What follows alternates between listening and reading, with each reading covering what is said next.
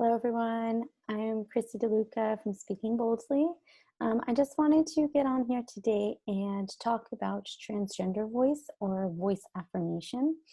So, voice affirmation is actually much different than therapy for a voice disorder. And number one, the first reason for that is because typically there's nothing disordered. There can be a voice disorder on top of the election to do transgender voice services, but typically the voice box, the larynx, the vocal folds, everything is working normally. It's just that the individual decides that she would like to shift their voice. And usually it's because their voice does not match the intended identity, which is a huge quality of life impairment. So I wanted to kind of dispel some myths that are ever present with transgender voice or voice affirmation services. The first myth is that it's all about pitch. And while, yes, a lot of the therapy does work around pitch, so possibly increasing pitch if it's, a male to female transition. However, that's not the only thing that goes into it. Really, when you look at transgender voice modification or voice affirmation, there are a lot more components than actually just pitch. One of those is vocal resonance. So where your voice is really vibrating and amplifying. So I can, have a really throaty focus where my voice is mainly vibrating and focused in my throat. So, if I kind of let it drop down here, it's almost perceived as a lower pitch. It's perceived as more masculine, right? If it's kind of rough, it's kind of inconsistent, it's gravelly, that's going to give a more masculine perception to my voice. Whereas if I am bringing my voice forward, regardless of what pitch it's at, if I just shift my voice a little bit more forward and get more of that resonance forward, I can automatically have a slightly more feminine quality to the voice.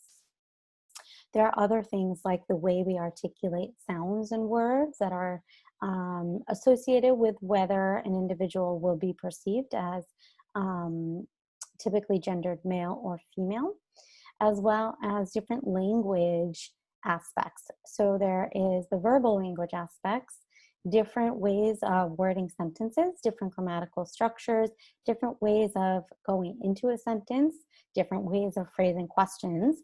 All of those are considered to be generally accepted more as perceiving an individual as male or female, depending on what type of language and how you're using the language. One example is that females tend to use more indirect language or more hedges, whereas males tend to use more short sentences, direct, firm statements. So those are just some quick examples of some obviously generalized, but some differences between typical male versus typically perceived female language. Another aspect that's different that we focus on in voice affirmation is intonation.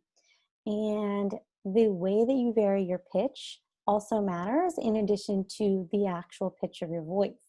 So if I'm kind of, speaking at one tone here and it's very monotone, that is more typically associated with a male voice than a female voice. Versus if I'm using a lot of intonation, maybe I'm kind of going up in my sentences sometimes, or even at the ends of sentences, that's typically more associated with female voices or female speech patterns. Then we get into discussion of nonverbal behaviors. So how is an individual carrying him or herself that might be perceived as either feminine nonverbal language or more towards masculine nonverbal language, and how do we talk about shifting some of those? Even social behaviors, social pragmatic language, what are those key differences between males and females generally that we can discuss and try to target as well?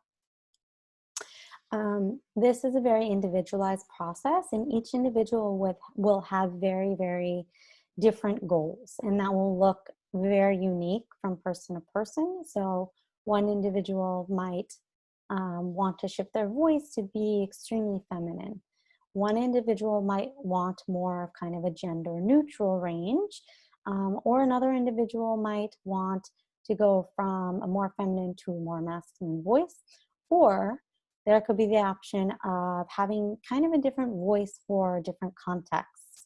And so we typically discuss all of those goals, what your ideal voice would look like in every context, what you would feel like when you have that ideal voice and you're maybe not being misgendered, or you actually feel that your voice is truly representative of who you are both on the inside and on the outside.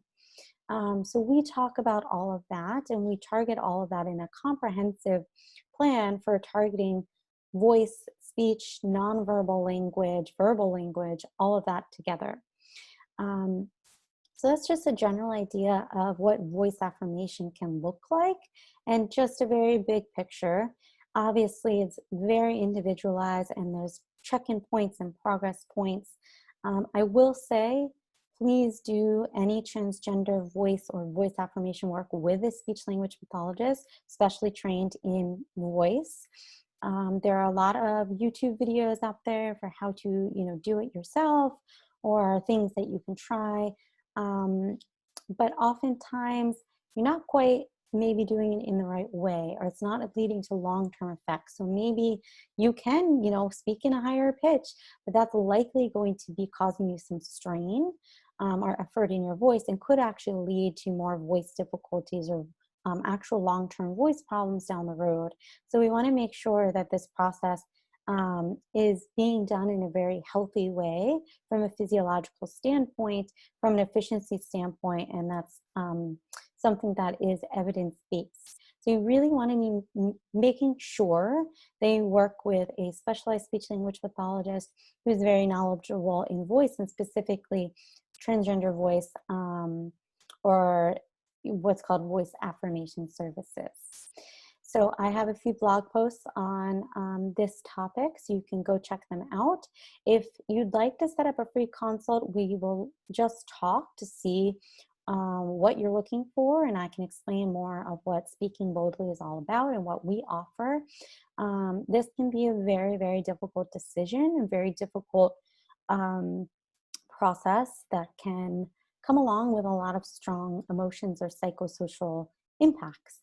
So it's a big decision, but know that, we would be there every step of the way to support you and to meet your specific individual goals. So we can discuss everything to see if we'd be a good fit in the consultation, to see if, Speaking Boldly services would fit your needs, and then can kind of discuss further steps from there if warranted.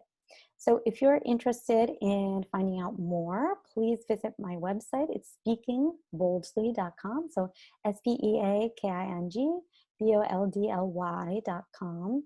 And then you can also visit the blog section there for several more information and for some posts relevant to this exact topic. If you'd like to set up a consultation, please feel free to email us. So info@speakingboldly.com. We'd be happy to set something up at your convenience. But again, check back on the blog, even if you are not ready to set up a consultation. If you're just interested, just trying to find out more, we will be posting more resources there, as well as an educational handout. So be on the lookout for that. Okay, thanks, everyone.